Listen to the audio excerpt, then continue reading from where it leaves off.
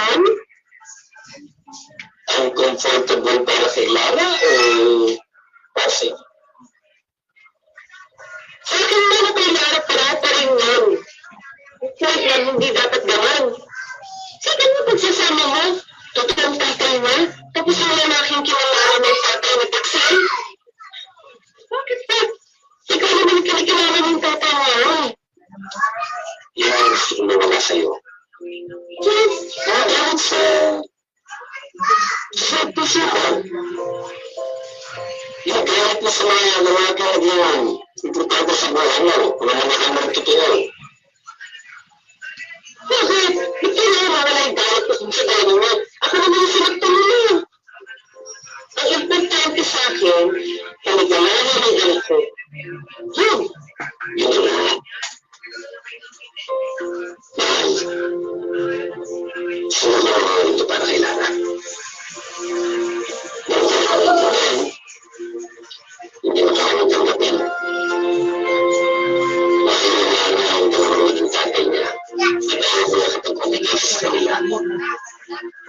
Dahil ako ko sa lahat na parang ganito yan. Kaya gagawin ito para sa kanya.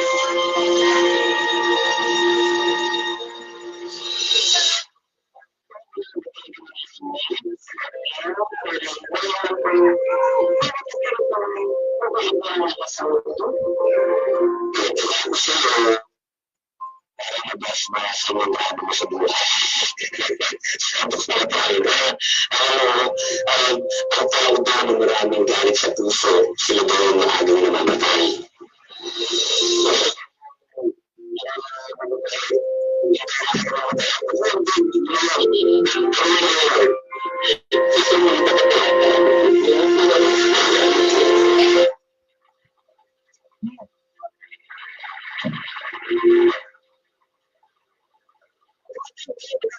Nagkita-kita. Yung tatlong papa mo, ang panang ko po, sadyang komplikado ang sitwasyon ng mga oras na iyon, pero kay Becca. Dahil nandoon ang dalawang lalaki nasa mga Mr. T.